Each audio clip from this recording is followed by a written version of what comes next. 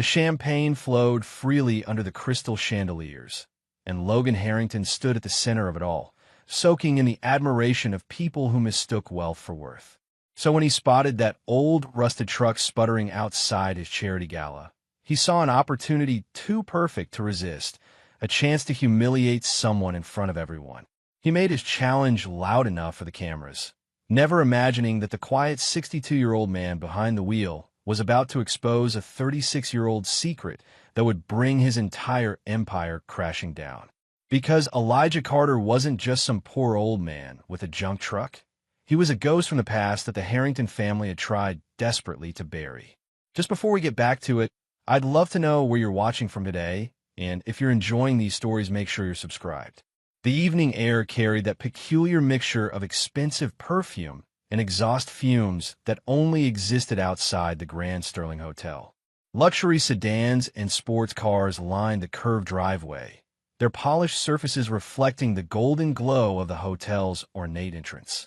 Valets in crisp uniforms moved with practiced efficiency, opening doors for guests who stepped out in designer gowns and tailored suits worth more than most people's monthly salaries.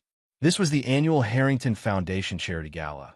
Though calling it charity felt generous when most attendees spent more time showing off their wealth than actually discussing the causes they supposedly supported. Camera flashes erupted every few seconds as local news crews captured footage of the city's elite making their grand entrances.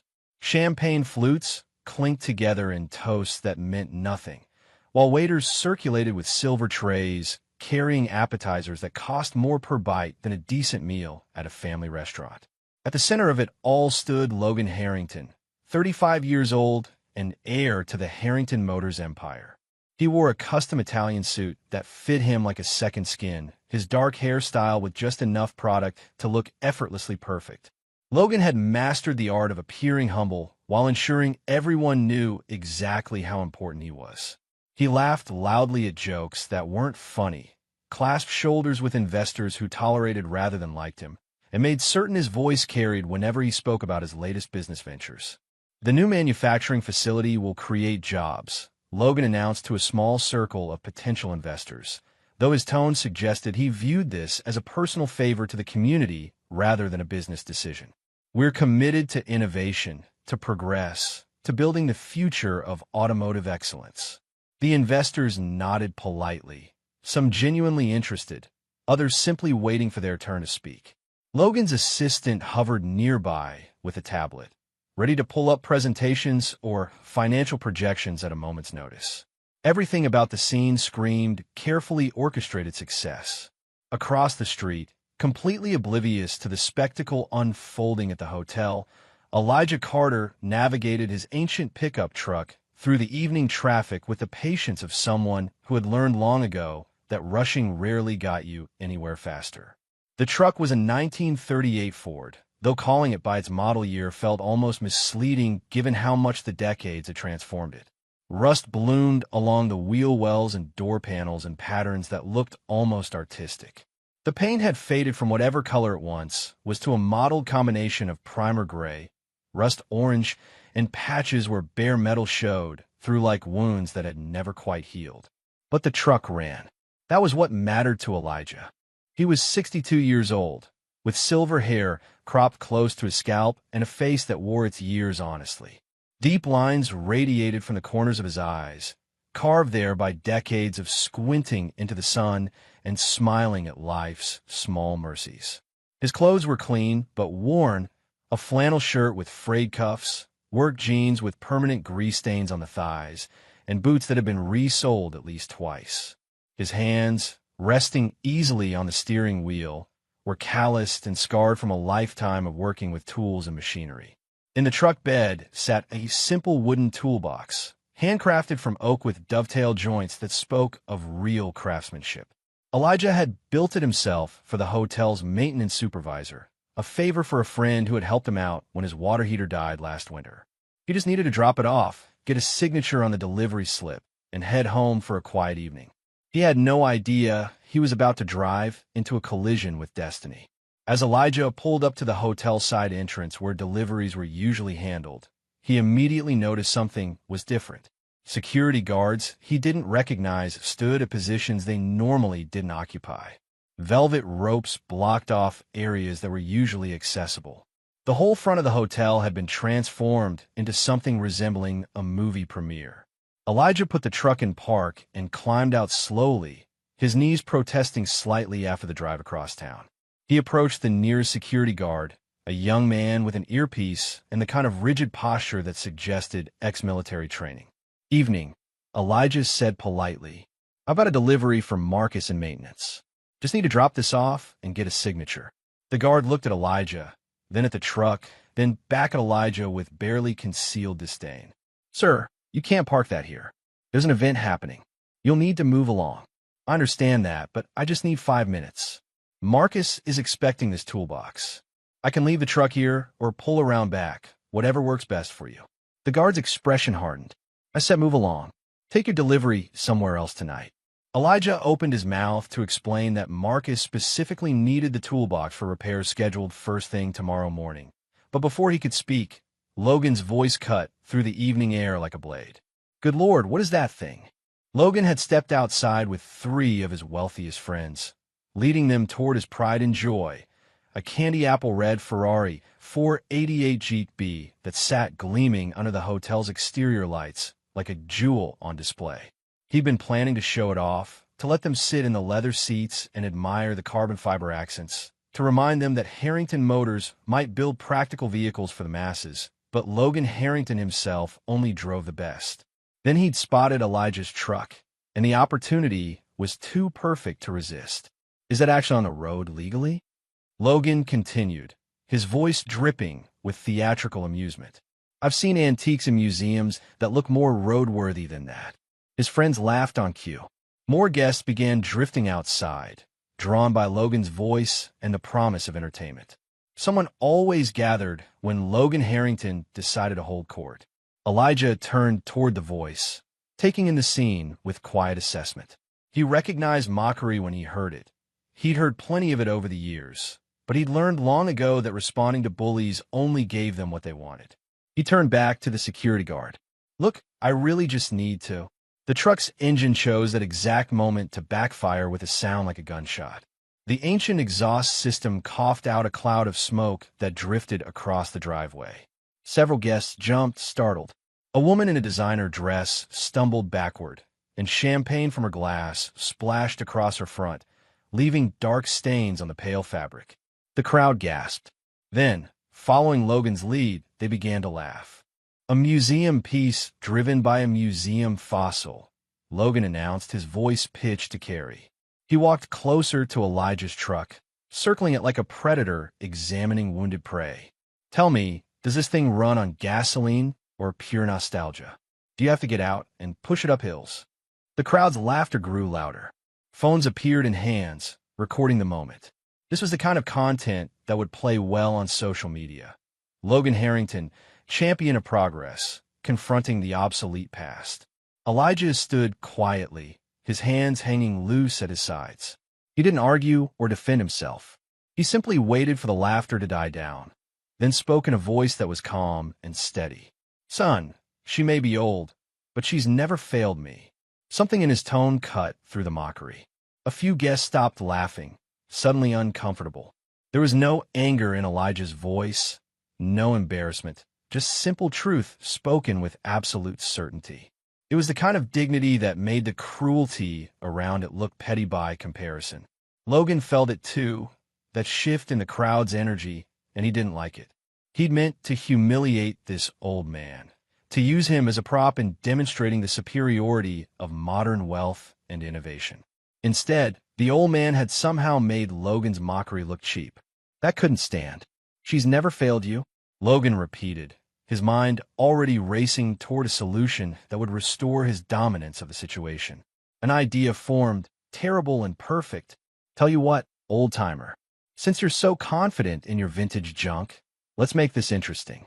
Logan raised his voice, ensuring everyone could hear. "My company is yours if you can outrun me with that truck." The crowd went silent. Several guests exchanged uncertain glances. Even Logan's closest friends looked surprised. Harrington Motors was worth millions, You didn't bet that kind of asset on a street race, not even as a joke. But Logan wasn't joking, or rather, he was joking but committing to the bit so completely that backing down would be impossible. He knew he was safe. There was no universe where a rusted truck from the 1930s could outrun a Ferrari. This was theater, a performance designed to cement his superiority so thoroughly that no one would ever question it. "What do you say?" Logan pressed, spreading his arms wide. "One simple race, and you can own everything I've built. Unless you're not as confident as you pretend to be." Elijah looked at Logan for a long moment. He saw what was happening, the setup, the trap, the way the young man needed to crush someone to feel powerful. A younger version of Elijah might have walked away, refusing to participate in the humiliation. But something in Logan's smug expression, in the cruel laughter of the crowd, in the casual way they treated another human being as entertainment, sparked something that had been dormant in Elijah for a very long time. He reached into his pocket, pulled out an old rag, and slowly wiped his hands clean. Then he looked Logan directly in the eyes. "All right, but don't take back your words later." The whispers that rippled through the crowd were electric. He'd actually accepted. The old man with the rust bucket truck had accepted a challenge to race a Ferrari for ownership of a multi-million-dollar company. Phones lifted higher, recording every second.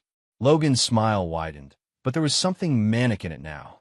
He'd expected the old man to refuse, to shuffle away in defeat. The acceptance changed nothing about the outcome.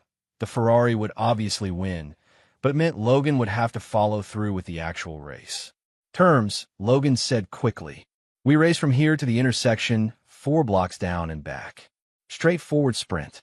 When you lose, you apologize publicly and spend the next month washing and detailing my Ferrari. Every day, rain or shine." He was improvising now, adding humiliation to ensure the lesson stuck. "And when I win?" Elijah asked quietly. "When you win," Logan laughed, "which won't happen, you get my company. The whole thing. Signed over legally. I'll put in writing right now." One of Logan's investors, a gray-haired man named Douglas Patterson, stepped forward. "Logan, perhaps we should." "Get paper," Logan interrupted. "Draw up a simple contract. I want this documented." 5 minutes later, Logan signed a hastily written agreement on hotel stationery, witnessed by 3 guests, including Douglas. The document was legally questionable at best, but Logan's signature was real enough. He handed a copy to Elijah with a flourish. "I want to frame that," Logan said. "Only souvenir you'll get from this evening." The crowd had swelled now, with hotel guests and even some passers-by drawn by the commotion. People lined both sides of the street, creating a makeshift corridor. The hotel manager, desperate to prevent a lawsuit, tried to intervene, but Logan waved him off with the casual authority of someone who donated generously to causes and expected gratitude in return. Someone produced orange cones from a maintenance closet and set them up to mark the turnaround point 4 blocks away. The route was simple: straight down the street, around the cones, straight back. Maybe half a mile total. The Ferrari could probably do it in under a minute. Elijah walked back to his truck and climbed in. Through the dirty windshield, he could see the crowd positioning themselves for the best view. Phones ready. He could see Logan in the Ferrari, revving the engine, making the exhaust spit flames for the cameras. Elijah sat quietly for a moment. His hands rested on the steering wheel, feeling the worn leather that had molded to his grip over decades. He glanced at the dashboard, at the faded photograph tucked into the edge, a picture from another lifetime when things were different. "All right, old girl," he whispered. "Let's show them." He turned the key. The engine didn't sputter or cough like before. It roared. It was a deep, powerful sound, a rumble that resonated in your chest and made the truck's entire frame vibrate with barely contained energy. Several people in the crowd stopped laughing and exchanged confused looks. That sound didn't match the vehicle they saw. Logan heard it too, through his closed windows and over his own engine. For the first time, a flicker of doubt crossed his face. Just for a second, before his confidence reasserted itself. It didn't matter what the truck sounded like. Physics was physics. A restored engine couldn't overcome the fundamental limitations of a vehicle that old. The hotel manager, seeing no way to stop what was about to happen, positioned himself between the two vehicles with a white napkin held high. Logan revved his engine again, showing off. Elijah simply waited, his foot resting gently on the gas pedal. The napkin dropped. Logan's Ferrari launched forward with the violent acceleration of modern performance engineering. Tires screamed against asphalt, and the red machine rocketed down the street like it had been fired from a cannon. The crowd roared its approval, but they weren't watching the Ferrari. They were watching Elijah's truck because it hadn't lagged behind. It had lunged forward with shocking force, the ancient body staying level despite the acceleration. The engine's roar deepened, and the truck surged ahead with a power that shouldn't have been possible. "Holy!" someone in the crowd started to say, but the words were lost in the collective gasp. Logan glanced in his rearview mirror and saw the truck keeping pace. Actually keeping pace. His hands tightened on the steering wheel, confusion flooding his thoughts. This wasn't possible. He pressed the accelerator harder, pushing the Ferrari through its gears. But Elijah wasn't driving like someone desperate to keep up. He was driving with precision, taking the straightaway in a line so perfect it looked painted. His hands moved on the wheel with small, expert adjustments. When he shifted gears, the transition was seamless, the engine's pitch changing without any loss of momentum. The first block passed. The second, Logan's speedometer climbed, but the truck remained visible in his mirror. The crowd's cheers had changed from mockery to genuine excitement. Phones captured everything. At the third block, Logan made his move. There was a slight curve where the street bent around a small plaza, and Logan took it aggressively, using the Ferrari's handling to cut the angle tight. He accelerated out of the curve, certain he'd gained the distance he needed. Then Elijah came around the same curve, and the crowd lost its collective mind. Elijah hadn't tried to match Logan's aggressive racing line. Instead, he'd taken the curve wider but faster, using the truck's momentum and weight distribution to maintain speed through the turn. It was the kind of technique that came from deep understanding of physics and decades of experience. He emerged from the curve not behind, but alongside. Logan's face went pale. He could see Elijah through the side window, could see the old man's calm expression. Elijah looked like he was taking a leisurely Sunday drive, while Logan was pushing his Ferrari to its limits. They reached the cones marking the turnaround point almost simultaneously. Logan whipped the Ferrari around in a tight, tire-shredding turn. Elijah took a wider arc, but his turn was controlled and smooth, and he came out of it with better positioning for the return sprint. On the dashboard of Elijah's truck, partially visible through the windshield to any observer paying close attention, was that faded photograph. It showed a younger Elijah standing beside a vintage race car, wearing a driver's suit with sponsor patches.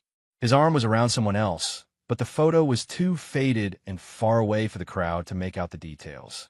The return sprint began with both vehicles accelerating hard.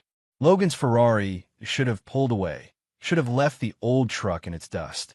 But Elijah downshifted at exactly the right moment, and the truck's engine responded with a surge of power that closed what little gap Logan had managed to create. Logan started making mistakes. He was rattled, pushing too hard, his smooth driving deteriorating into desperate aggression. He tried to cut Elijah off as they approached the second block of the return journey, swerving slightly in front of the truck. Elijah anticipated the move before Logan made it. He braked smoothly and moved to the outside, avoiding the collision by inches. Several people in the crowd screamed, thinking they were about to witness a terrible accident. But Elijah's reflexes were perfect, his control absolute. And then, on the final stretch with the finish line visible ahead, Elijah's truck somehow accelerated harder. The engine roared like thunder, and the old Ford surged forward with everything it had. Logan stomped his accelerator to the floor, but the Ferrari had already given all it could. The gap closed, then disappeared, then reversed. Elijah crossed the finish line 3 car lengths ahead. The crowd erupted into chaos. People screamed in disbelief, jumped up and down, grabbed their friends in shock. Phones waved wildly as everyone tried to capture the moment from every angle. Some people were laughing in pure joy at the unexpected outcome, while others stood frozen, unable to process what they'd just witnessed. Elijah brought the truck to a gentle stop and put in park. He sat there for a moment, breathing slowly and steadily, his heart rate barely elevated despite what he'd just done. Through the windshield, he could see the crowd pressing forward, shouting questions he couldn't hear over the noise. Logan pulled the Ferrari to a stop and climbed out on shaking legs. His face had gone from pale to flushed, and his hands trembled as he tried to smooth his hair back into place. He stood beside his Ferrari, staring at Elijah's truck like it was a supernatural entity that had materialized to torment him specifically. Elijah opened his door and stepped out. The crowd surged around him, voices overlapping. "How did you? That was incredible. What kind of engine? Who are you?" Elijah raised a hand, and somehow the gesture was enough to quiet them slightly. He walked toward Logan with the same unhurried pace he'd maintained throughout the evening. When he stopped in front of the younger man, he spoke quietly, but everyone nearby strained to hear. "You made a promise." Logan's mouth opened and closed. His mind was racing through options, excuses, ways to spin this. "That was beginner's luck. Fluke. There's no way." "You put in writing," Elijah said, still quiet, still calm. "Witnessed by your friends." Douglas Patterson and the other witnesses stood nearby, looking profoundly uncomfortable. They'd thought this was a joke, a bit of theater. Now, they realized Logan had legally bet his company on a race and lost. If Logan refused to honor the agreement, his reputation would be destroyed. Every future business deal, every investor relationship, every partnership will be poisoned by the knowledge that Logan Harrington didn't keep his word. Logan could see that calculation playing out on their faces. He tried to laugh, to make this seem less serious than it was. "Come on, nobody actually expected. We should race again. Properly. At a real track with real conditions." "No," Elijah said simply. The word hung in the air. Logan's desperation grew more visible. "I'll double whatever you think you can make from selling the company," Logan said quickly. "Triple it. Name your price." Before Elijah could respond, a voice cut through the crowd. "He should race you again." Everyone turned. A woman in her mid-50s pushed through the onlookers. She wore the hotel's housekeeping uniform, her name tag identifying her as Naomi. She had kind eyes and the bearing of someone who'd spent a lifetime taking care of others. "Elijah," Naomi said, addressing him directly, "you deserve to show the world who you really are. Not just tonight, but properly. Let him have his real race." Elijah looked at her, surprised. "Naomi, I don't need." "Yes, you do," she said firmly. "And more importantly, people need to see." "Really see?" Logan sensed an opening. "Yes, a proper race. Professional track, proper conditions. We can organize it for this weekend. Settle this definitively." Elijah shook his head. "I came here to deliver a toolbox. I didn't come here for any of this." "Then why did you accept the first race?" Naomi asked gently. Elijah had no good answer for that. Or rather, he had an answer he wasn't ready to speak aloud. That something in him, something he'd buried for a very long time, had woken up the moment Logan issued that challenge. "Fine," Elijah said finally. "One more race. But if I win again, you don't just hand over your company. You tell the truth about it." Logan's expression changed instantly, confidence draining away. "What truth?" "The truth about how it really operates. The corners it cuts. The safety violations. All of it." The crowd murmured. Logan's face went through several emotions in rapid succession. Confusion, fear, anger, calculation. How could this old man possibly know about the company's internal issues? What had started as a simple humiliation of a poor nobody had somehow transformed into something dangerous. "Deal," Logan said, but his voice was hollow. Elijah nodded once and turned toward his truck. The crowd parted for him, several people reaching out to pat his shoulder or shake his hand as he passed. He climbed into the driver's seat and started the engine, that powerful rumble drawing fresh murmurs of appreciation from the onlookers. As he pulled away from the curb, someone in the crowd with sharp eyes noticed something and gasped. "Look at the back window." Others crowded closer to see.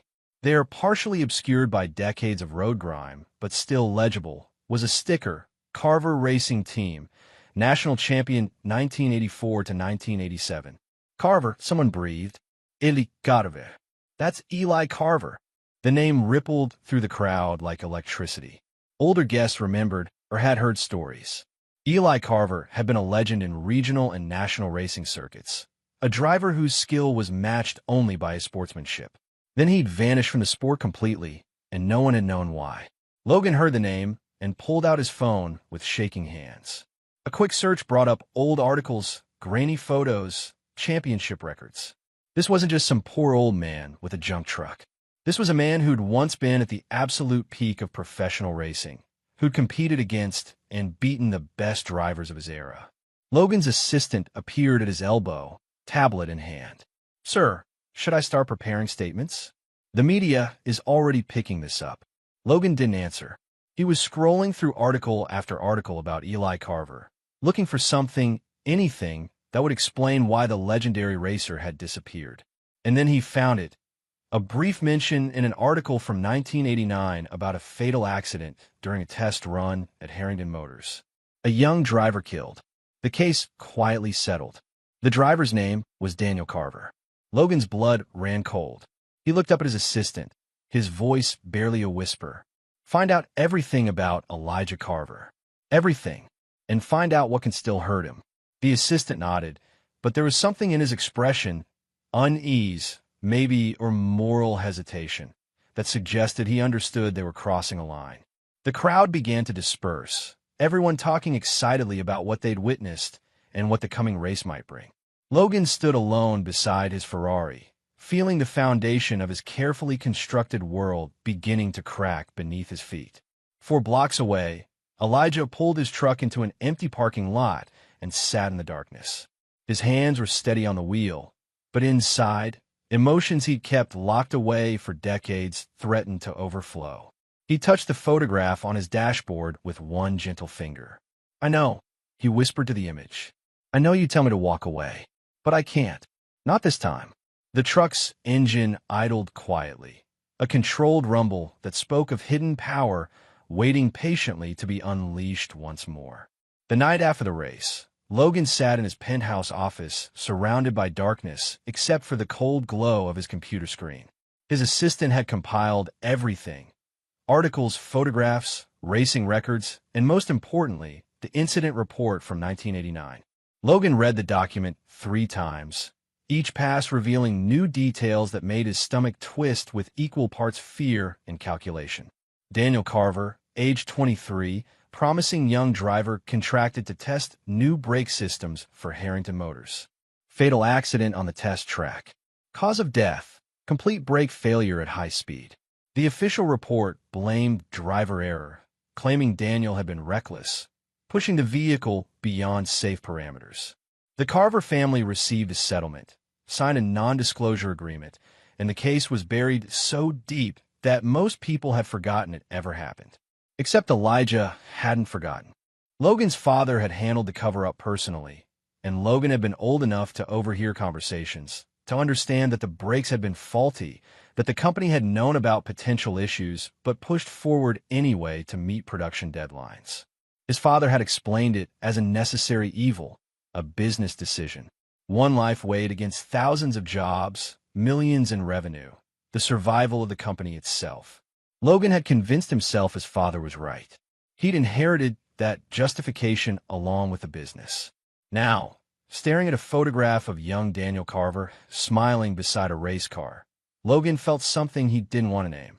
It might have been guilt, or it might just have been fear that the truth would finally surface and destroy everything he'd built on that buried foundation. His phone buzzed. A text from his assistant. "Found him. Elijah Carter lives at 437 Maple Street. House assessed at $78,000. Works odd jobs, mostly carpentry and mechanical repairs. Keeps to himself." Logan typed back. "What about weaknesses? Debts? Legal troubles? Anything we can use?" The response took longer this time. "Nothing, sir. He's clean. Pays his bills on time. No criminal record. Well-liked in the community. Only notable thing is he quit racing completely after his son's death and never returned." Logan set the phone down and leaned back in his leather chair. The city stretched out below his windows, millions of lights in the darkness. He'd always seen himself as someone who'd earned his place at the top through intelligence and drive. But sitting there with the weight of his father's sins pressing down on him, he wondered if he'd actually earned anything at all. Then his jaw tightened. No, he wouldn't let one old man take everything away. If Elijah wanted to threaten him with the truth, Logan would make sure that truth stayed buried. He picked up his phone and dialed a number he hadn't used in years. "Marcus," Logan said when the call connected. "It's Logan Harrington. I have a job for you. Private and off the books." Meanwhile, across town in a neighborhood where houses were small and tidy rather than grand, Elijah sat in his garage with the hood of his truck open.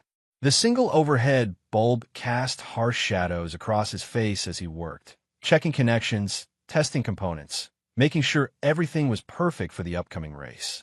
The garage was neat, but crowded with decades of accumulated tools and equipment.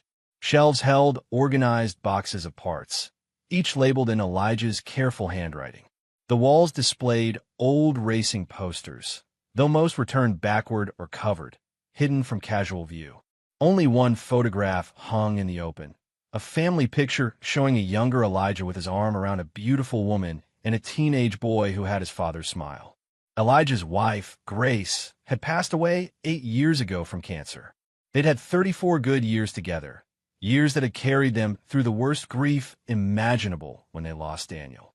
She'd been the one who held Elijah together when he wanted to fall apart, who convinced him that life was still worth living even after their son was gone.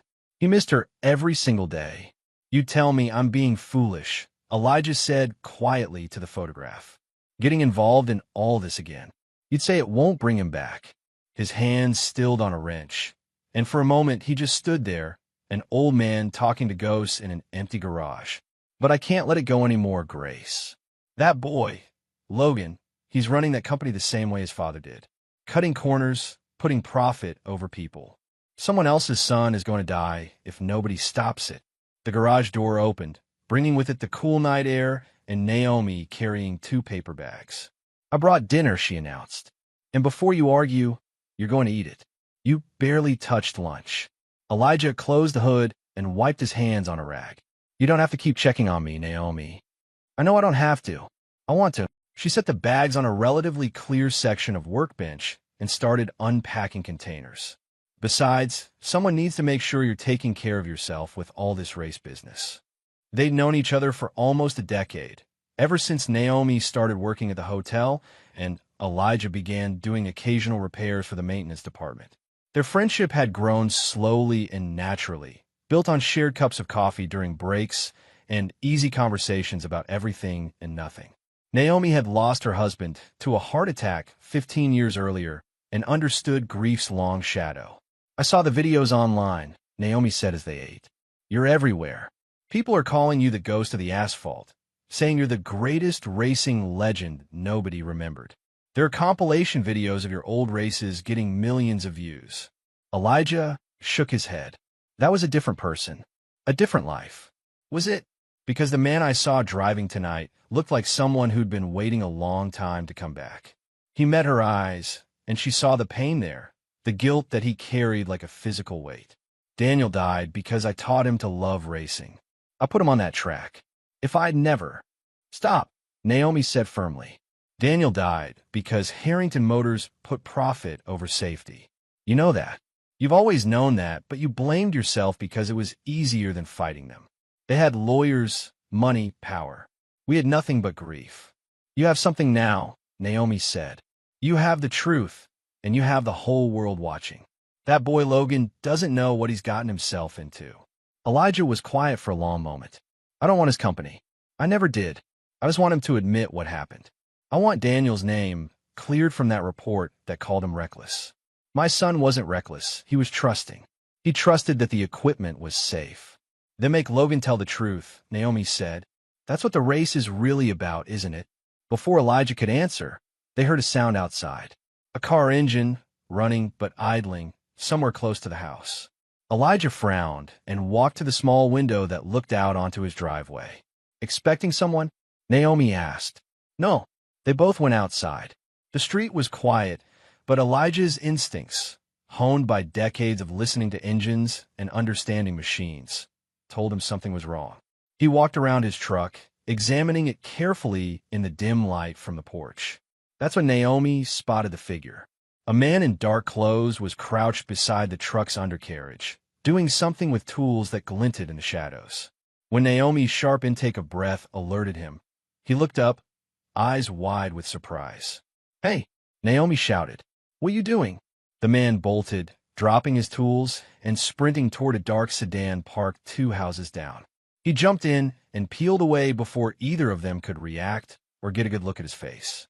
Elijah immediately dropped to the ground and slid under the truck with a flashlight he'd grabbed from his pocket.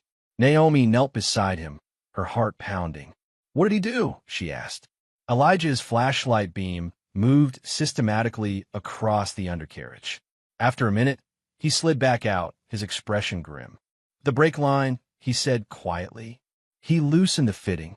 It would have held for a while, maybe even through some normal driving. But during a race, with the heat and pressure and vibration, it would have failed. Naomi's hand went to her mouth. "He tried to kill you." "No," Elijah said, his voice cold. "He tried to make me crash. There's a difference. Make it look like driver error, like I was too old and reckless. Just like they did to Daniel." The parallel was too obvious to miss. 36 years later, and Harrington Motors was still solving problems by making brake failures look like driver mistakes. Elijah went to his garage and returned with proper tools. He spent the next hour carefully inspecting every system on the truck, checking for any other sabotage. He found nothing else, but that didn't make him feel better. The message was clear. Logan was willing to do whatever it took to win. "You should call the police," Naomi said. "And tell them what? I saw someone near my truck, but can't identify them, and they loosened something I've already tightened back? No proof, no evidence, just the word of an old man against one of the richest families in the state. This is attempted murder, Elijah. This is business as usual for the Harringtons." He finished his inspection and stood up, his knees cracking in protest. "But now I know what I'm really dealing with. Logan isn't just afraid of losing a race. He's afraid of the truth coming out. Then maybe you shouldn't race him. Maybe you should go to the media, tell them everything. With what evidence? A 36-year-old accident report that officially blames my son? An NDA my wife and I signed that prevents us from talking about the settlement." Elijah shook his head. "No, the only way to make this right is to beat Logan so completely, so publicly, that he has no choice but to tell the truth." Naomi looked at her friend's determined face and sighed. "You're going to do this no matter what I say, aren't you?" "I have to. Then I'm coming with you. To the race. You shouldn't face this alone." Elijah smiled, a genuine expression that softened the hard lines of his face. "Thank you, Naomi. That means more than you know." They went back inside, but Elijah couldn't sleep. He sat at his kitchen table with a box he hadn't opened in years. Inside were Daniel's things. Photos from races, newspaper clippings, the trophy from his first amateur win, and a letter Daniel had written to Elijah just before joining the Harrington Motors test program. Elijah unfolded the letter with hands that shook slightly. He'd read it 100 times, but the words still cut deep. "Dad, I know you're worried about me joining Harrington Motors, but this is my chance to really make it. Mr. Harrington himself said I have potential, that I could be driving professionally within 2 years. I want to make you proud. I want to show everyone that the Carver name means something in racing. I love you, Dad. I'll be careful, I promise." Elijah folded the letter carefully and put it back in the box. Daniel had been careful. He'd done everything right. It wasn't enough when the equipment you trusted was designed to fail. The next morning, Elijah arrived at his truck to find something new, a small dent in the driver's side door and a note tucked under the windshield wiper. The note was short. "Walk away while you still can." Elijah crumpled the note and tossed it in a nearby trash can. Then he got in his truck and drove to the auto parts store. He spent the morning upgrading every vulnerable system he could think of, replacing parts that were fine with parts that were better, adding redundancies and fail-safes. If Logan wanted to play dirty, Elijah would make sure his truck could survive anything thrown at it. Meanwhile, across town at Harrington Motors headquarters, Logan was discovering that his sabotage attempt had failed. His hired mechanic, Marcus, had called that morning to report that someone had interrupted him before he could complete the job properly. "Did they see your face?" Logan demanded. "I don't think so. It was dark. I was gone before they could get close." "And the brake line?" "I loosened it, but if this guy knows anything about trucks, he'll spot it immediately." Logan hung up and resisted the urge to throw his phone across the room. Everything was falling apart. The videos of the race had gone viral, with millions of people watching and sharing. Comment sections were filled with people researching Eli Carver's legendary career, sharing old race footage, and building a narrative of the forgotten champion returning to face the arrogant villain. Logan's public image was taking a beating. Several investors had called to express concerns. His girlfriend, Vanessa, had left 3 voicemails he hadn't returned. Even his own employees were looking at him differently, like they'd seen behind the mask and didn't like what they found. He called his assistant, set up a meeting with the marketing team. "We need to control this narrative before it destroys us." But even as he said it, Logan knew marketing couldn't fix this. The only thing that would fix this was winning the race so decisively that people forgot about Elijah's street victory and remembered only Logan's triumph. That evening, Vanessa showed up at his penthouse unannounced. She was beautiful and elegant, exactly the kind of woman who looked perfect on Logan's arm at charity galas and business dinners. But there was steel in her voice when she spoke. "We need to talk." Logan poured himself a drink. "About what?" "About you hiring someone to sabotage an old man's truck." Logan's hand froze halfway to his mouth. "I don't know what you're talking about." "Don't lie to me, Logan. I've stood by you through a lot. But attempted murder? That's where I draw the line." "It wasn't." "How did you even hear about that?" "Marcus is my cousin," Vanessa said coldly. "He called me because his conscience was bothering him. He wanted to know if you were really the kind of man who'd kill someone over a car race." Logan set his drink down carefully. "I wasn't trying to kill anyone. I was just leveling the playing field. That old man humiliated me. So you try to make his brakes fail during a race? Do you even hear yourself?" Vanessa's voice shook with anger and disappointment. "Who are you?"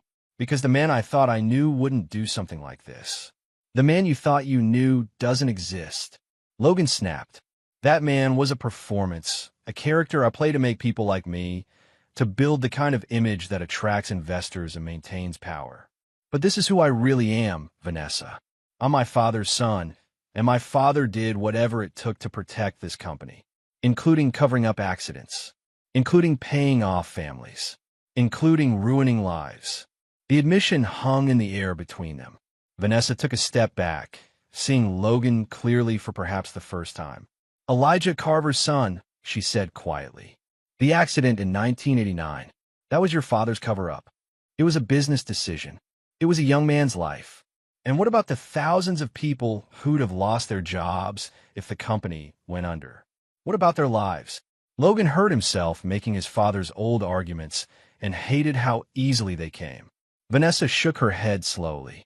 "I can't be with someone who thinks like that. I won't." She left without another word.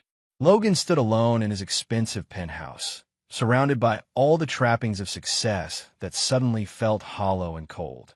Across town, Elijah finished his work on the truck and finally allowed himself to rest.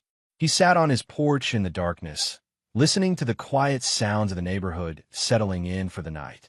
Tomorrow, people from all over would gather at the racetrack. News crews would be there, along with thousands of spectators eager to see if the legend could triumph again. But for Elijah, it wasn't about triumph. It was about justice for a son who'd trusted the wrong people, and about making sure no other father would have to bury a child because profits mattered more than safety. He touched the folded letter in his pocket, Daniel's letter, which he'd carried with him since the morning. He thought about Grace and how she'd want him to find peace rather than revenge.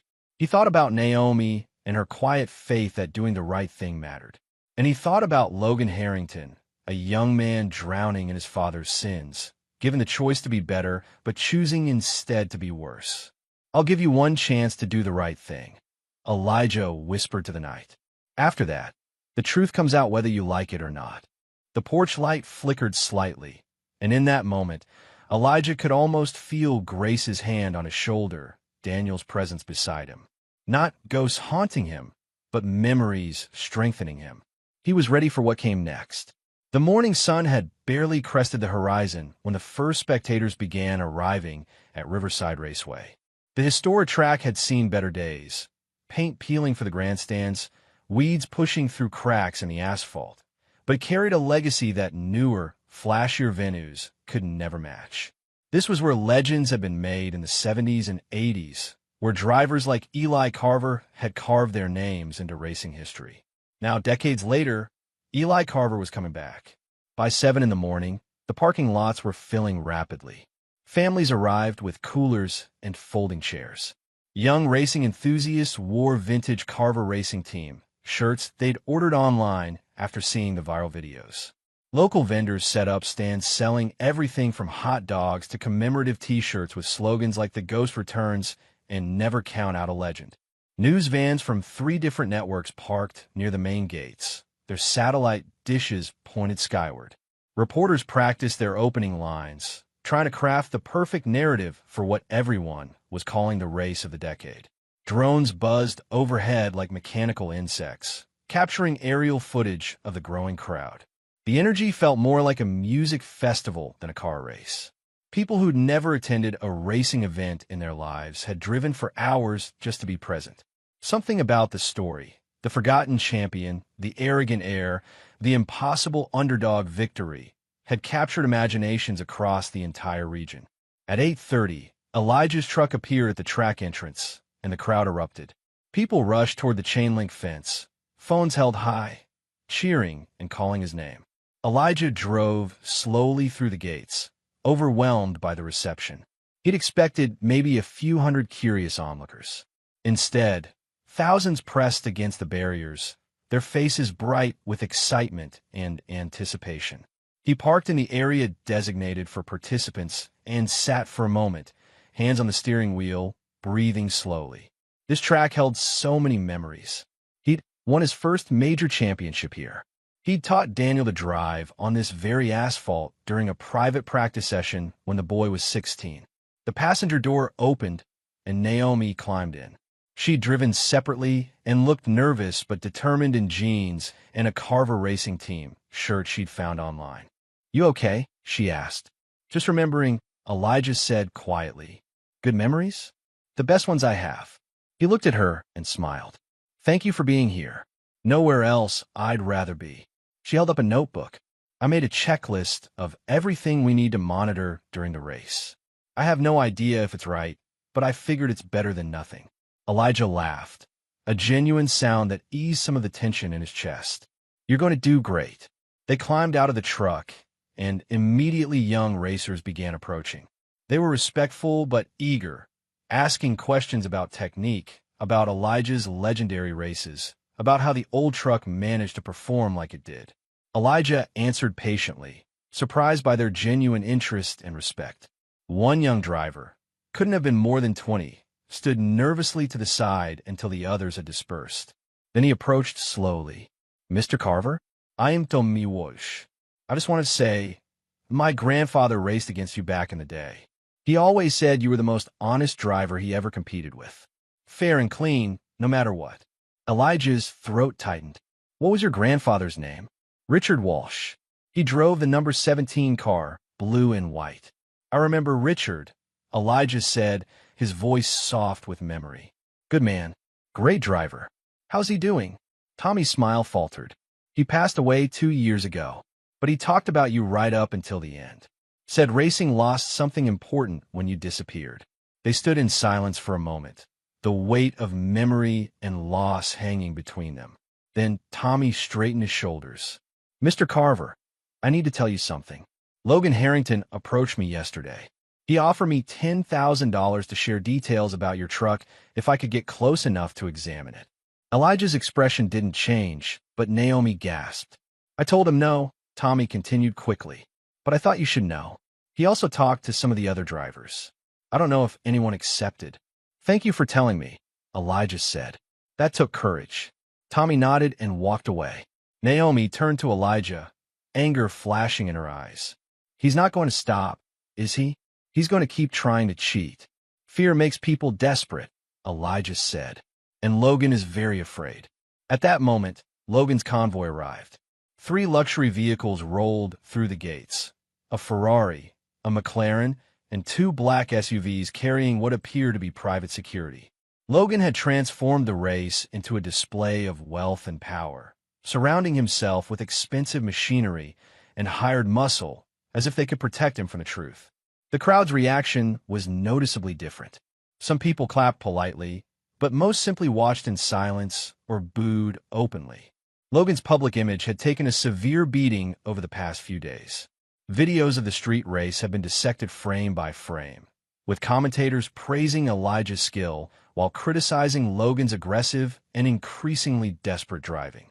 Social media posts about Harrington Motors' safety record had started circulating, asking uncomfortable questions. Logan climbed out of the Ferrari wearing a racing suit covered in sponsor logos, though Elijah suspected most of those sponsors had no idea their names were being used.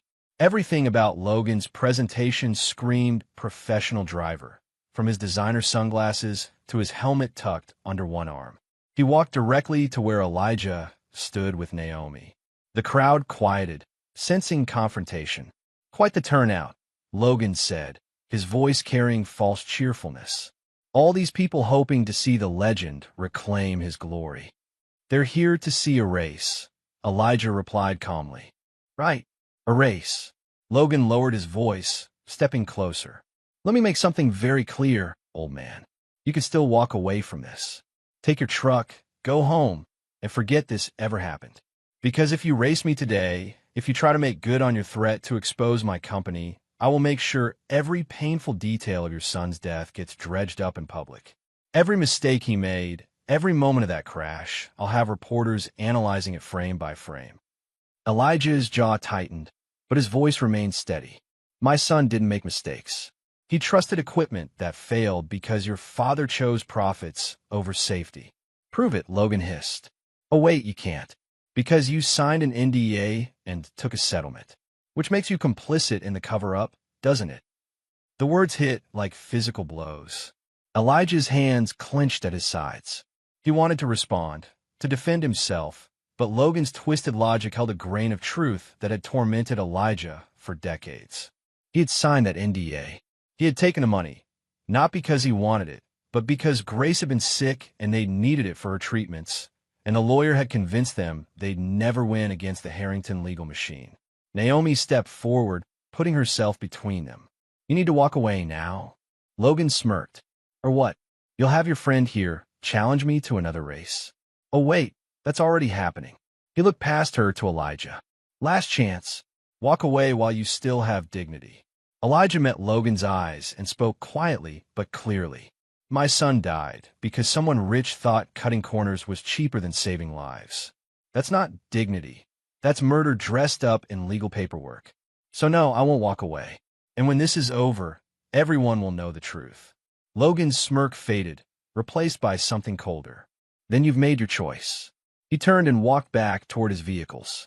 Naomi put a hand on Elijah's arm and felt him trembling slightly, not with fear, but with controlled rage.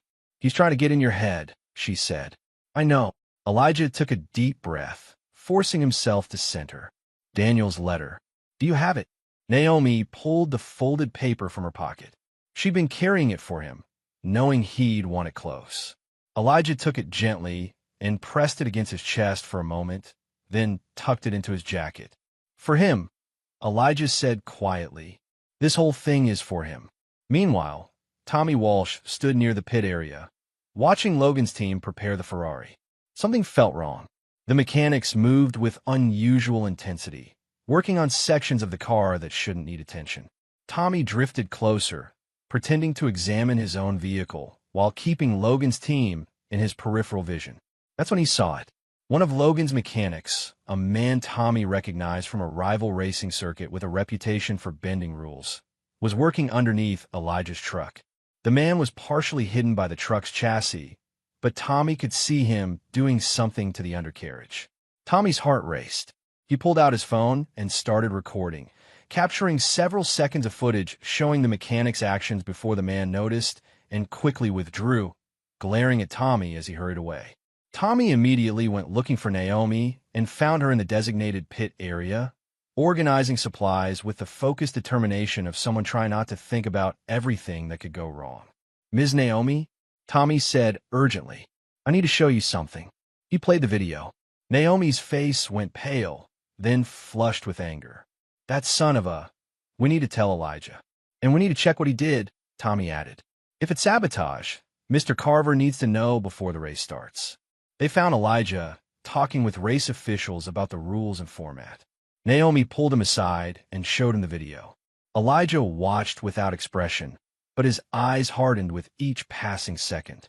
"Where is he now?" Elijah asked. "Gone," Tommy said. "Took off as soon as he saw me recording." Elijah went to his truck and dropped to the ground, sliding underneath with Tommy's flashlight. Naomi knelt beside the truck, her heart pounding. After a tense minute, Elijah emerged holding something small and metallic. "What is it?" Naomi asked. "A sharpened bolt," Elijah said, his voice tight, "wedged into the oil line housing. It wouldn't puncture immediately, too obvious. But after a few laps, with the vibration and heat, it would work its way through. The oil would drain slowly at first, then, catastrophically, the engine would seize, making it look like your engine was just too old to handle the race," Tommy finished. Naomi's hand shook. "We should go to the officials. Show them the video. Get Logan disqualified." Elijah looked at the bolt in his hand, then at the crowds filling the grandstands, then at Logan's pit area where the arrogant heir was posing for photographs with fans who didn't know what kind of man he really was. "No," Elijah said finally. "What?" Naomi couldn't believe what she was hearing. "Elijah, he tried to destroy your engine. He could have caused a crash. If we accuse him now, with just this video, his lawyers will tie it up in disputes. They'll claim the mechanic was acting independently. They'll say the bolt was already there, that Tommy's footage is inconclusive." Elijah's voice was calm but resolute. "He fears the truth more than losing. That's what this tells me. And that means I've already won the part that matters." He handed the bolt to Naomi. "Keep this safe. And keep that video backed up in multiple places. After the race, we'll need both." "What are you going to do?" Tommy asked. Elijah allowed himself a small, cold smile. "I'm going to beat him so badly that sabotage won't even enter anyone's mind as an excuse. I'm going to show the world exactly who Logan Harrington is." The pre-race announcements began at 10 o'clock. The track announcer's voice boomed across the venue, introducing the format, a 20-lap race on the 1-mile oval circuit. Simple, straightforward, and long enough to test both driver skill and vehicle endurance. "Ladies and gentlemen," the announcer called out, "let me introduce our competitors. First, representing Harrington Motors and driving a Ferrari 488 GP, please welcome Logan Harrington." The applause was scattered and muted. Some people clapped out of politeness, but the energy was cold. Logan waved anyway, playing to cameras he hoped would make him look confident and gracious. "And now," the announcer continued, his voice rising with genuine enthusiasm, "a man who needs no introduction to anyone who knows racing history. Four-time national champion, winner of 73 professional races. The ghost of the asphalt himself. Please welcome back to the track, Eli Carver." The grandstands erupted. People stood, cheering, stomping their feet, chanting his name. The sound was deafening, visceral, the kind of reaction that gave you chills. Elijah felt tears prick his eyes but blinked them away. He raised one hand in acknowledgement, and the crowd roared even louder. Logan's face twisted with barely suppressed fury. The contrast couldn't have been more obvious or more humiliating. Both vehicles rolled to the starting line. Elijah's truck looked even more out of place here than it had on the street. Ancient and weathered next to the Ferrari's sleek modern design. But the crowd didn't care about appearances. They'd seen what the old truck could do. In the pit area, Naomi stood with Tommy and several other young racers who'd volunteered to help. She held her notebook with white-knuckled grip, whispering prayers to a god she wasn't sure she believed in anymore. The starting lights began their sequence. Red, red, red, green. Both vehicles launched forward. Logan's Ferrari rocketed ahead with the instant acceleration of modern engineering. The crowd gasped as he pulled ahead by 2 car lengths, 3, 4. For a moment, it looked like Logan would dominate, that the street race had been a fluke after all. But Elijah wasn't trying to match Logan's early speed. He was being strategic, conserving his engine, settling into a rhythm that he could maintain for 20 laps. He took the first turn with geometric precision, his line perfect, his speed controlled. Logan, meanwhile, was driving angry. He attacked every corner like a personal enemy, his tires squealing in protest, his movements aggressive and excessive. By the third lap, his early lead had stopped growing. By the fifth lap, Elijah had closed the gap. The crowd was on its feet now, watching something they'd never expected to see.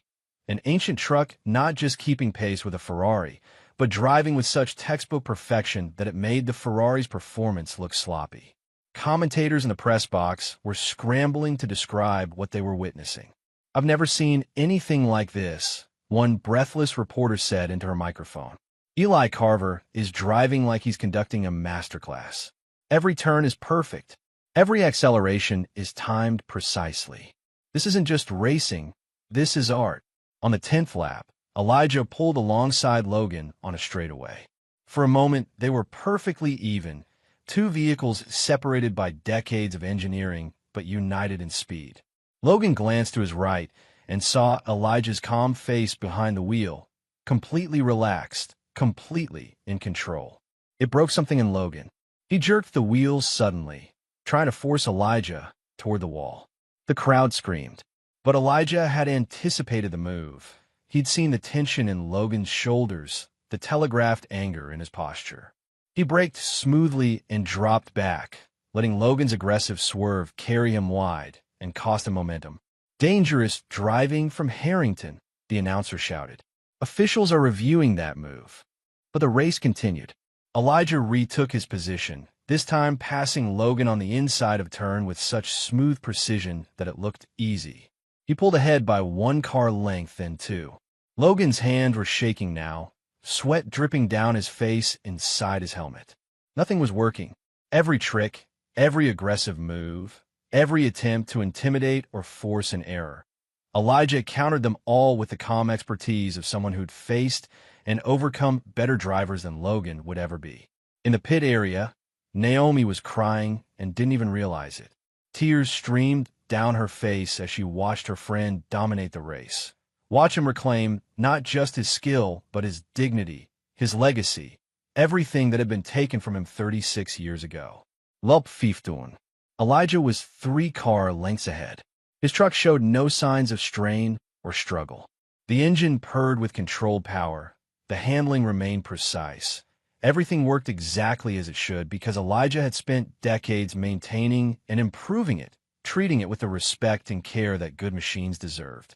Lulp 16. Logan tried one more desperate maneuver, attempting the same high-speed sideswipe that had caused Daniel Carver's fatal crash all those years ago. He pulled alongside Elijah on a turn, then suddenly jerked toward him. But Elijah had lived this nightmare before. He knew exactly what that move looked like, how it felt when it was coming. He'd spent 36 years replaying his son's death in his mind, imagining what he could have taught Daniel differently, what warnings he should have given. Now, facing the same maneuver, Elijah reacted with perfect precision. He braked at exactly the right millisecond, cutting his speed just enough to let Logan's aggressive move carry him too far.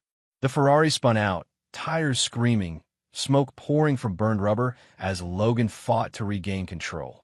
The car spun twice before Logan managed to straighten it out, but by then he'd lost all momentum and dropped to nearly dead last among the other exhibition vehicles on the track. The Ferrari's front end clipped the safety barrier with a sickening crunch of carbon fiber and metal. Logan sat in his damaged car, engine still running but smoking slightly, watching Elijah's truck disappear around the track. Everything he tried had failed. Every bit of sabotage, every intimidation tactic, every aggressive driving move. Nothing had worked against the superior skill and experience of a true champion. Elijah crossed the finish line on lap 20 to thunderous applause. He'd lapped several cars and finished nearly 30 seconds ahead of Logan's limping Ferrari when it finally crossed. The race wasn't even close. Officials rushed to check on Logan, who climbed out of his car uninjured but completely humiliated. The crowd didn't boo. They simply ignored him. All attention focused on Elijah as he brought his truck to a stop in the winner's circle. Reporters swarmed immediately, but Naomi got there first. She threw her arms around Elijah as he climbed out, and he hugged her back, both of them laughing and crying at the same time. "You did it," she said. "You actually did it." "We did it," Elijah corrected. "I couldn't have done this without you." Tommy pushed through the crowd next, along with the other young racers. They surrounded Elijah, congratulating him, asking 1,000 questions, treating him like the legend he'd always been but had forgotten he could still be. In the chaos of celebration, no one initially noticed the man approaching with a stack of documents in his hands. But when he tapped Elijah's shoulder and identified himself as an investigative reporter, the crowd quieted. "Mr. Carver," the reporter said, "I've been digging into Harrington Motors' safety records for the past 3 days. Since your name started circulating online, I've had 6 different former employees contact me with information about systematic safety violations, covered-up accidents, and intimidation of whistleblowers. One of them mentioned your son's accident in 1989. Would you be willing to comment?" Elijah looked at the reporter, then at the documents, then across the track to where Logan stood alone next to his damaged Ferrari, watching this conversation with growing horror. "Yes," Elijah said clearly. "I would very much like to comment." The crowd pressed closer as Elijah stood with the investigative reporter, whose name was Marcus Chun. The noise level dropped to near silence, thousands of people straining to hear what would come next. News cameras swiveled to capture every angle. This was the moment everyone had been waiting for, though most hadn't known it until now. Marcus held up the documents so the nearest cameras could see them. "Mr. Carver, these records show that in 1989, your son Daniel was killed while testing brake systems for Harrington Motors. The official report blamed driver error, but according to 3 separate engineers who worked on that project, the brake system had known defects that management chose to ignore." Elijah's jaw tightened, but he nodded. "That's correct. Can you tell us what happened?" For a moment, Elijah couldn't speak. The words were there, had been there for 36 years, but giving voice to them felt like reopening a wound that had never properly healed. He felt Naomi's hand slip into his, squeezing gently. That small gesture gave him the strength to continue. "My son was 23 years old," Elijah began, his voice quiet but steady. "He was a talented driver, careful and precise. Harrington Motors recruited him specifically to test a new brake system they were developing for their production line. They told him it was safe. They told him the testing protocols were just a formality." The crowd listened in absolute silence. On his 3rd day of testing, the brakes failed completely at high speed. Daniel fought to control the car, but without brakes. Elijah's voice cracked slightly. He paused, breathed, continued. "He hit the wall at over 100 miles an hour. He died instantly." Someone in the crowd made a small sound of grief. Others had tears streaming down their faces. "The company investigated itself," Elijah continued, anger creeping into his tone now. "They concluded that Daniel had been driving recklessly, that he'd exceeded safe parameters, that his death was his own fault. They offered my wife and me a settlement if we'd signed papers agreeing never to speak publicly about what happened. We were grieving. My wife was sick. We had medical bills, and their lawyers made it very clear that if we fought them in court, we'd lose everything and Daniel's name would be dragged through the mud." Marcus held up another document. "I have a copy of the original engineering report here, marked confidential internal use only. It clearly states that the brake system had a critical flaw in the hydraulic lines and recommends delaying production until the issue is resolved.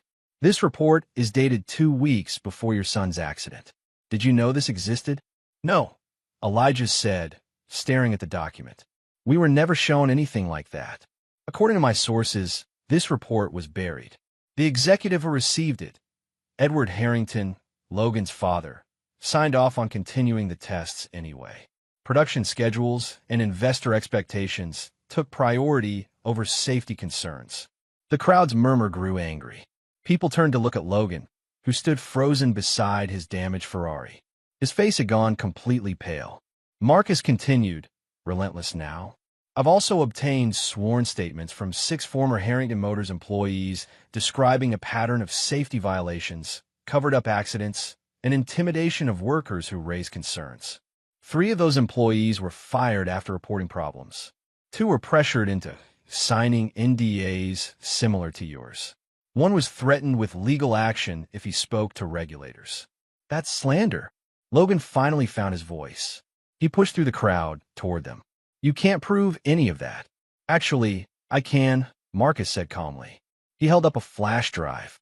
I have documents, emails, testimony from multiple witnesses, and safety inspection reports that were altered before being submitted to regulatory agencies.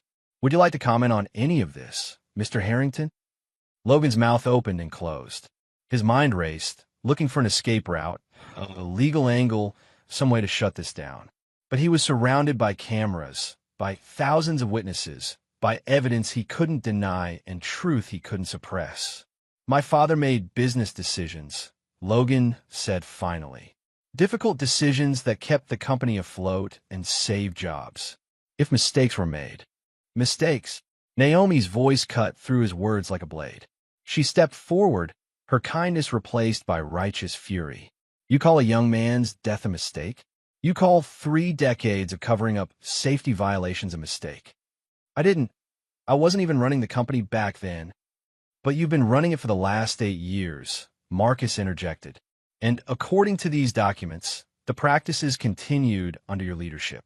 In fact, there have been 4 serious accidents at Harrington Motors facilities since you became CEO. All of them were settled quietly with NDAs. All of them were blamed on worker error. Logan's face flushed red. You can't prove I knew about any of that. Then explain this. Marcus pulled out another document and read from it.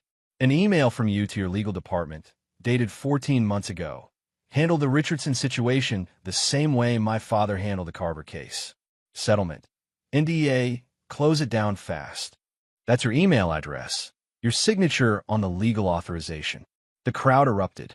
People shouted in anger, demanding answers, calling for justice. Logan took a step backward, looking around wildly for support and finding none.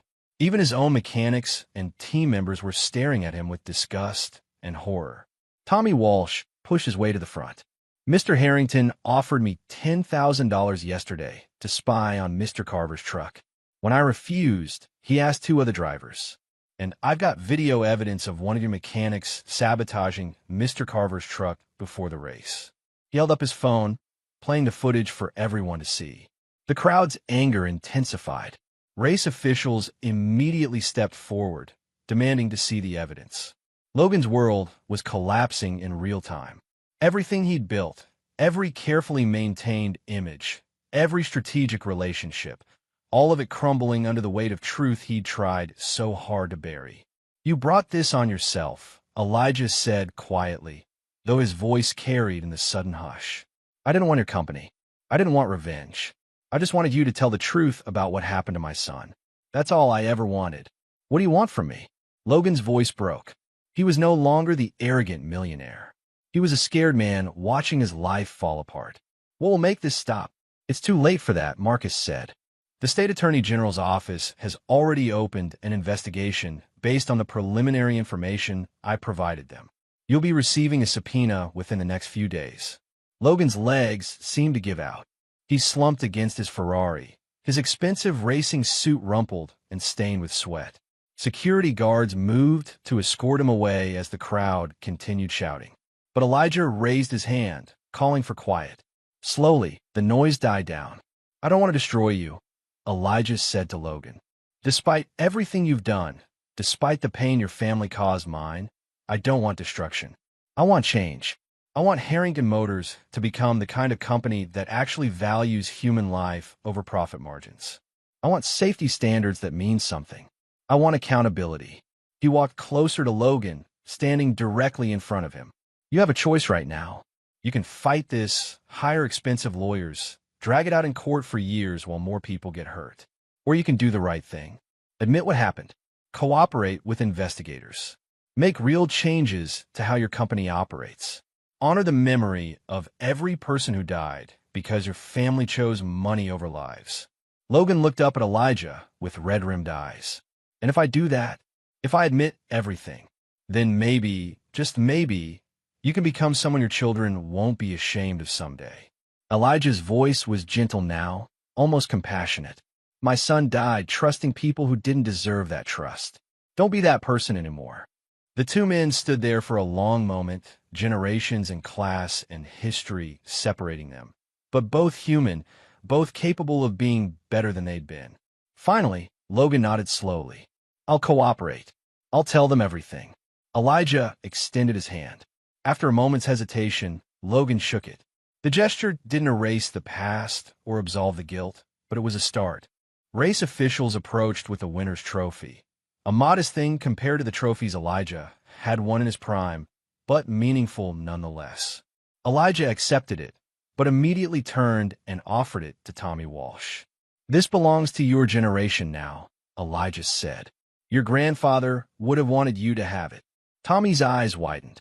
Mr. Carver, I can't. You stood up for what was right when it would have been easier to take the money and look away. That's the kind of integrity racing needs. Elijah pressed the trophy into Tommy's hands. Honor it. And when you're up there winning your own championships, remember why character matters more than speed. Tommy accepted the trophy with trembling hands, tears streaming down his face. The crowd erupted in applause, moved by the gesture. Naomi put her arm around Elijah's shoulders. You ready to go home? More than ready. They walked back to the truck together, the crowd parting respectfully. People reached out to touch Elijah's shoulder, to thank him, to tell him he was a hero. Elijah accepted their gratitude with quiet grace, but he didn't feel like a hero. He felt tired and sad and relieved all at once. As they drove away from the track, Naomi glanced at him. How are you feeling? Like I can finally breathe, Elijah said.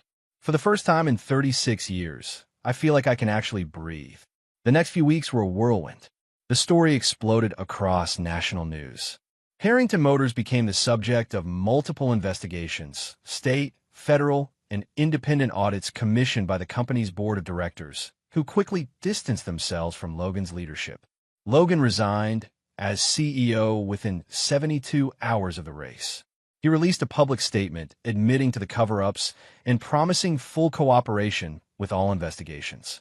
His board of directors, facing potential criminal charges themselves, immediately implemented new safety protocols and hired an independent firm to review every accident in the company's history.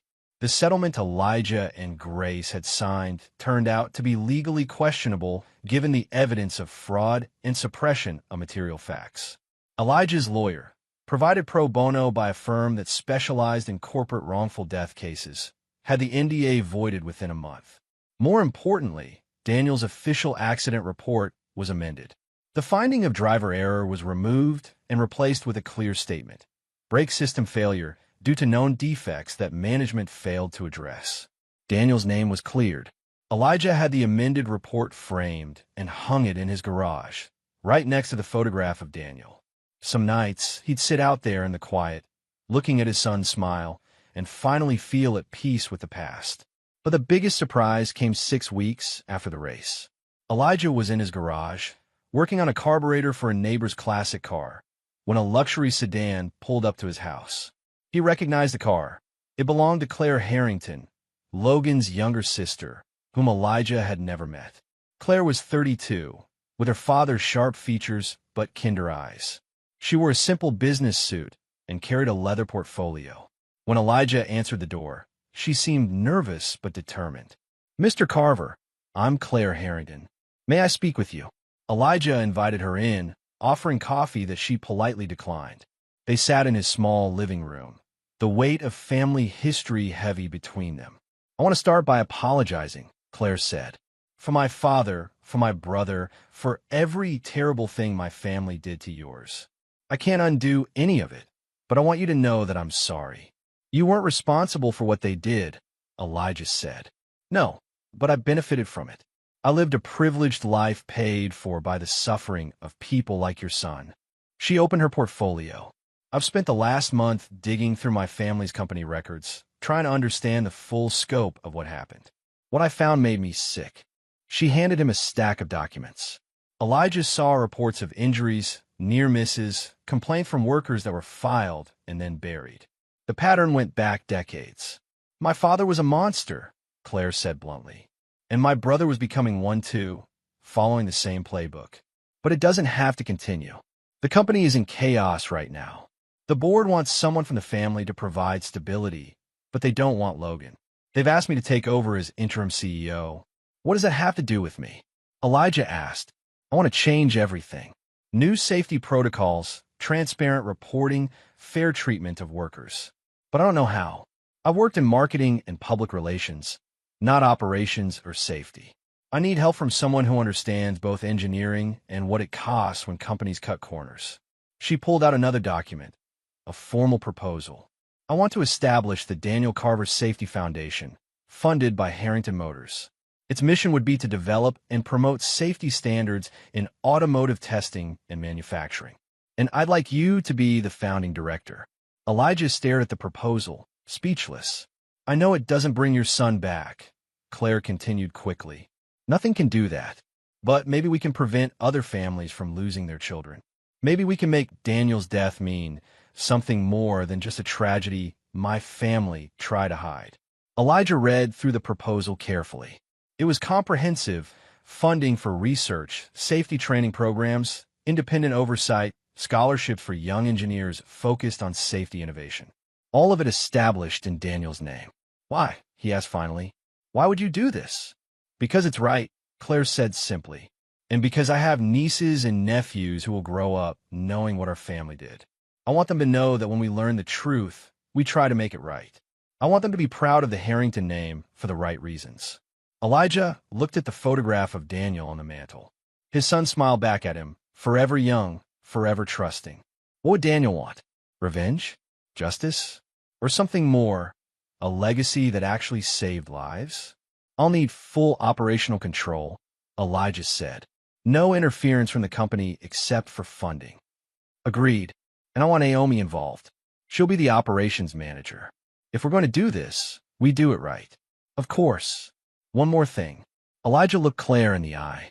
This foundation will investigate every accident in Harrington Motors' history and publish full reports. No cover-ups, no spin, just truth. If that hurts the company's reputation, so be it. Claire took a deep breath and nodded. I wouldn't want it any other way. They shook hands, sealing an agreement that would transform both of their lives. 3 months later, the Daniel Carver Safety Foundation officially opened its doors in a modest building near Riverside Raceway. The opening ceremony was attended by families who'd lost loved ones in industrial accidents, young engineers interested in safety innovation, and a surprising number of corporate executives who recognized that doing the right thing was also good business. Elijah gave a short speech, standing at a podium with Naomi beside him and Claire in the front row. Behind him was an enlarged photograph of Daniel in his racing suit, smiling confidently at the camera. My son believed in the goodness of people, Elijah said. He believed that when he climbed into that test car, the people who built it had his best interests at heart. He was wrong, and it cost him his life. But his belief in goodness wasn't wrong. What was wrong was that the people he trusted didn't deserve that trust. He paused, looking out the crowd. This foundation exists to make sure that trust is deserved. To make sure that when someone's child goes to work, when someone's husband or wife or parent steps into a vehicle or operates machinery, the people who designed and built that equipment actually cared whether they came home safely. That's Daniel's legacy. That's what his life meant. The applause was long and heartfelt. Afterward, people lined up to thank Elijah, to share their own stories of loss and frustration with corporate indifference. Each conversation was painful, but also meaningful. These people needed someone to hear them, to validate their grief, to fight for change. Naomi threw herself into the work with characteristic efficiency. She created systems for tracking safety complaints, established relationships with regulatory agencies, and recruited a team of engineers and safety experts who share the Foundation's mission. Within 6 months, the Foundation had investigated 3 major safety concerns at manufacturing facilities and gotten 2 dangerous practices changed. Tommy Walsh became one of the Foundation's biggest advocates, speaking at schools and racing events about the importance of safety over speed. He wore a patch on his racing suit with Daniel's number and the Foundation's logo. Other young drivers followed his example. As for Logan, he faced multiple lawsuits and criminal charges. He cooperated fully with investigators as promised, which resulted in reduced sentences but still significant penalties. He lost his position, his wealth, and his reputation. The last Elijah heard, Logan was working at an automotive repair shop, learning to fix cars with his own hands for the first time in his life. Elijah didn't hate him anymore. Hate required energy he no longer wanted to spend. 1 year after the race, on the anniversary of Daniel's death, Elijah drove his old truck to the cemetery where Daniel and Grace were buried. He placed fresh flowers on both graves, then sat on the grass between them. "I did it," he said quietly. "I couldn't save you, Daniel, but maybe I've saved some other parent's child. Maybe that counts for something." The wind rustled through the trees, carrying the scent of grass and earth. "Grace, I know you'd say I should move on, should let myself be happy. Naomi keeps hinting at the same thing." He smiled slightly. "She's a good woman. Reminds me of you in some ways, stubborn, caring, won't let me wallow in self-pity." He sat there for a long time, remembering, not just the tragedy, but the good times. Teaching Daniel to drive. Grace laughing at his terrible jokes. Sunday dinners and family vacations, and all the ordinary moments that made up a life. When he finally stood to leave, he felt lighter somehow. The grief was still there. It would always be there, but it no longer consumed him. He transformed it into something meaningful, something that honored rather than mourned. As he drove away from the cemetery, his phone buzzed with a text from Naomi. "Dinner at my place tonight? I'm making pot roast." Elijah smiled and texted back, "I'll bring dessert." Life moved forward. It always did. But now, for the first time in decades, Elijah was moving with it instead of being dragged along by its current. The Foundation thrived. Companies began reaching out proactively, asking for safety audits before problems occurred rather than after. The culture was slowly shifting from reactive cover-ups to proactive transparency. 6 months later, a young man named Marcus Bennett approached Elijah at a Foundation event. He was 19, studying mechanical engineering, and had a question that made Elijah's breath catch. "Mr. Carver, my grandfather said he knew you back in the racing days. He passed away before I was born, but he left me this." Marcus held out a faded photograph. It showed a young Elijah and Daniel standing beside a race car, both smiling, arms around each other's shoulders. "My grandfather was the photographer at the track," Marcus explained. "He took hundreds of pictures, but he said this was his favorite. He said it captured something special, a father and son who really loved each other. He wanted me to give it to you if I ever met you." Elijah took the photograph with shaking hands. He'd never seen this picture before. Daniel looked so young, so full of life and possibilities. And Elijah himself looked happy in a way he'd forgotten he could be. "Thank you," Elijah whispered. "This means more than you know." "There's something else," Marcus said nervously. "I want to be a safety engineer because of what happened to your son, because of what you're doing with this foundation. Would you consider being my mentor?" Elijah looked at this young man, the same age Daniel had been when he died, and saw hope and determination and that same trusting faith that good people would guide him right. "Yes," Elijah said, "I'd be honored." As Marcus walked away, clutching informational packets about the Foundation's internship program, Naomi appeared at Elijah's side. "You're changing lives," she said softly. "Daniel's changing lives," Elijah corrected. "I'm just making sure people know his name and what it stands for. He'd be so proud of you." "I hope so." Elijah looked at the photograph again, memorizing every detail. "I really hope so." That night, Elijah added the new photograph to his garage wall, right in the center of everything. It became a reminder not of what he'd lost, but of what he'd had, what he'd loved, and what he was fighting to protect for others. The old truck sat in its usual spot, restored but not replaced, its engine quiet but ready. Elijah didn't race anymore, didn't need to. He'd won the only race that truly mattered, the fight for truth, for justice, for making sure that his son's death meant something more than just tragedy. He'd won the race for Daniel's soul. And in winning that race, Elijah had somehow found his own soul again, battered and scarred but still beating, still capable of hope and love and purpose. The garage light clicked off. Elijah walked to his house where Naomi waited with dinner and companionship and the promise of tomorrow. Behind him, in the darkness, the photograph of Daniel smiled. Forever young, forever trusting, forever loved. And finally, after 36 long years, that was enough. When the powerful try to bury the truth, how far will they go to keep it hidden? And what happens when someone finally has the courage to dig it back up? If this story moved you, hit that like button and subscribe for more stories about justice, redemption, and the courage to stand up for what's right.